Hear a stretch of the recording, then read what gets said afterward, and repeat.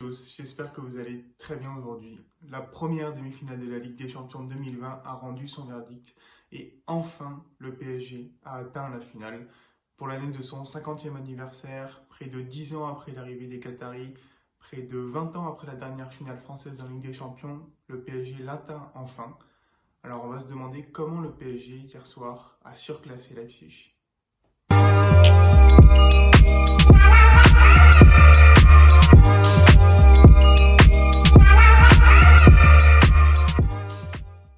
Alors c'est vrai, surclasser, le mot est peut-être un petit peu fort, puisque si le score de 3-0 montre qu'il y a une grosse différence entre les deux équipes, finalement si on parle collectif, il n'y a pas eu beaucoup de différence. Et ce match, c'est un match où les individualités ont fait la différence pour moi. Alors pour que les individualités fassent la différence dans une demi-finale de Ligue des Champions, tu as besoin d'avoir un collectif qui globalement s'en sort très bien. Mais hier, on a bien vu que quand dans ton équipe, tu as Neymar et tu as Di Maria par exemple, tu peux aller très loin dans une compétition parce qu'ils vont faire des différences assez incroyables. C'est ce qu'on va regarder dans le match. Donc, côté Paris, il y avait eu un choix assez fort d'entrée parce que c'était un 4-3-3 qui avait été aligné par Tuchel sans Icardi avec Mbappé en pointe et donc trois milieux de terrain à vocation plutôt défensive, Herrera, Marquinhos et Paredes. De l'autre côté, Nagelsmann avait choisi d'aligner son 11 quasiment type avec un 4-2-3-1, même si on a vu dès le début du match qu'en phase défensive, c'était plutôt un 4-5-1, voire un 4-1-4-1. C'est-à-dire qu'il y avait un joueur entre les deux lignes de 4 qui devait s'occuper de Neymar, qui était un peu l'électron libre de Paris. Donc, de mon point de vue, si on regarde les performances collectives, elles ont été assez similaires, sauf qu'à Leipzig, on n'a pas Di Maria, on n'a pas Mbappé, et c'est ce qui a fait la différence, on va regarder. Donc en défense, notamment côté Paris, j'ai trouvé que ça a été très solide, c'est-à-dire que on a d'un côté le duo Herrera-Kerrer et de l'autre Paredes-Bernat qui n'ont pas forcément été hyper à l'aise tout le match, mais qui ont bien défendu leur côté pour essayer de ramener les attaques de Leipzig vers le centre. Et là au centre, on a Marquinhos, Thiago Silva, Kimpembe, j'y reviendrai dans mes tops, mais ils ont été impériales tout au long du match. Ils n'ont pas vraiment laissé Leipzig respirer, et même s'il y a eu certaines actions de Leipzig où c'était un petit peu la panique, c'était une panique que j'y appellerais contrôlée, c'est-à-dire qu'il y a vraiment peu de moments où on a vraiment senti que Leipzig aurait pu marquer. L'exemple vraiment le plus marquant pour moi, c'est de voir Nkunku et Olmo qui ont eu beaucoup de difficultés au point que Nagelsmann les a sortis dès la pause. Au final, le seul qui a existé côté Leipzig, c'était Sabitzer qui a tenté plusieurs choses, frappe du gauche, frappe du droit, plusieurs centres de très bonne qualité. Malheureusement, ça n'a pas suffi, il était un peu trop seul, surtout que devant Poulsen qui est un bon joueur, qui est grand, qui court vite, qui a une présence. Il n'a pas réussi à se défaire du marquage de Thiago Silva et de Kimpembe. Et puis voilà, il est encore un cran en dessous. Clairement, il est l'exemple même de ce qu'aurait pu apporter Werner. Et sachant que Werner était pas là, voilà, ça a fait une différence quand même côté Leipzig. Du côté de la défense de Leipzig, ça a aussi été très solide, notamment Upamecano et Mukiele. Si on regarde les stats, ils ont compté 10 tacles à eux deux, c'est quand même assez impressionnant. Ils ont fait beaucoup de très bonnes interventions. Et voilà, je ne peux pas forcément leur reprocher grand-chose sur le match, parce que c'est vrai qu'au final, Upamecano notamment est responsable sur un des buts. Mais dans l'ensemble du match, ils ont été assez solides. Et donc finalement, ce qui fait la différence, c'est au niveau individuel. D'un côté, des très bonnes actions individuelles de certains joueurs de Paris et de l'autre, des erreurs un peu bêtes. Le premier but, en fait, c'est un exemple parfait du match, globalement. On a sur un corner Di Maria qui arrive à décaler Neymar. Neymar qui perce, qui fait un dribble. Et là, on a une faute de Laimer qui est assez bête.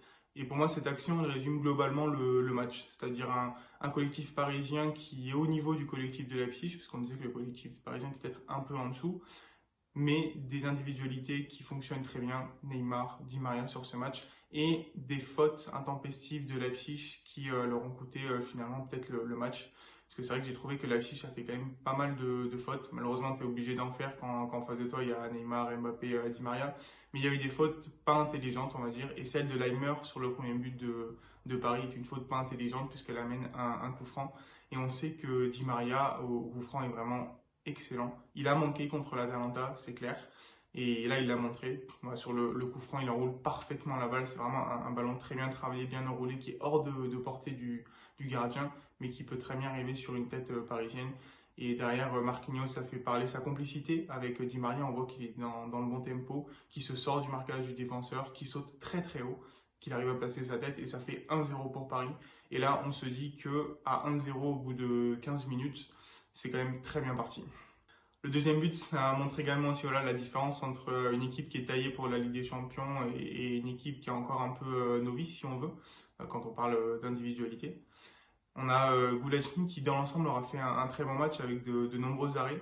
Mais sur la fin de la première mi-temps, au moment où il ne faut pas, à quelques minutes de la pause, il sort une relance un peu hasardeuse. Alors, un peu hasardeuse, mais en même temps, parce qu'il a été bien mis sous pression par Paris. Je trouve que Paris a très bien géré les temps forts, temps faibles, et notamment au niveau du pressing. Donc, vers la fin de la mi-temps, ils ont décidé d'appliquer un pressing un peu plus haut. Ça a marché, puisque là, sur ce dégagement de Gulacsi, il est pressé par plusieurs Parisiens. On voit qu'il y a 4 Parisiens quasiment dans la surface de Leipzig. Sur le dégagement, c'est une récupération derrière de Paredes, je crois, qui centre directement en première intention. Et là, on a la vista de Neymar qui fait une petite talonnade. Il sait qu'il y a Di Maria juste derrière qui sera tout seul. Contrôle parfait de l'Argentin, frappe et ça fait 2-0 juste avant la pause. Là, on arrive à la pause et on se dit, bon, voilà, Paris mène 2-0 et forcément, il y a ce petit côté de il va se passer un truc, il va y avoir une catastrophe.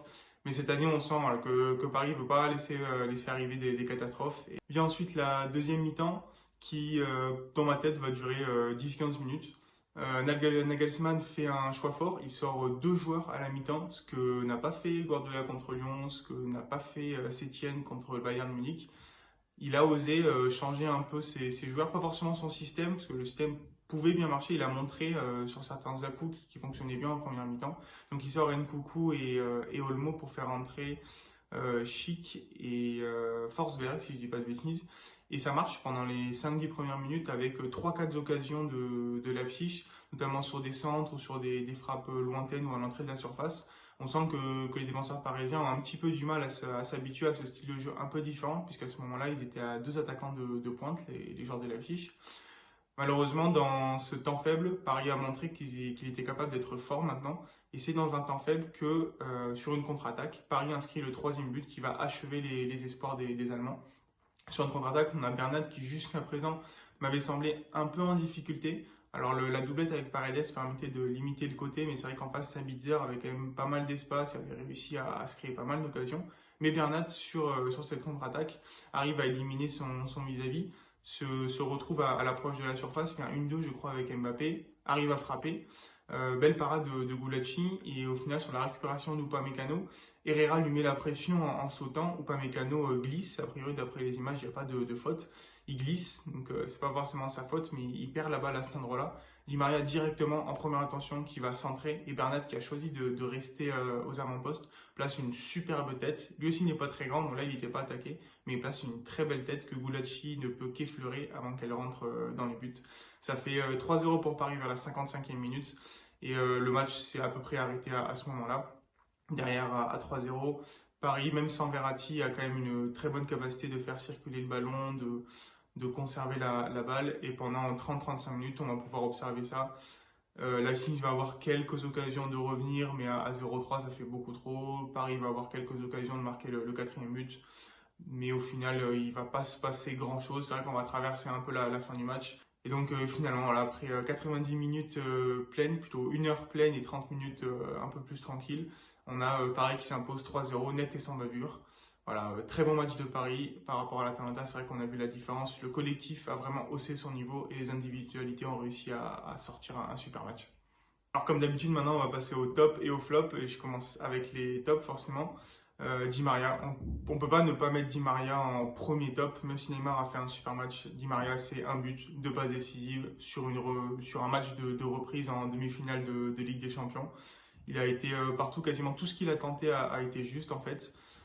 Le coup franc qu'il fait est magnifique pour le premier but. Sur le deuxième but, contrôle, frappe directe, pas de problème. 3e but, sans première attention.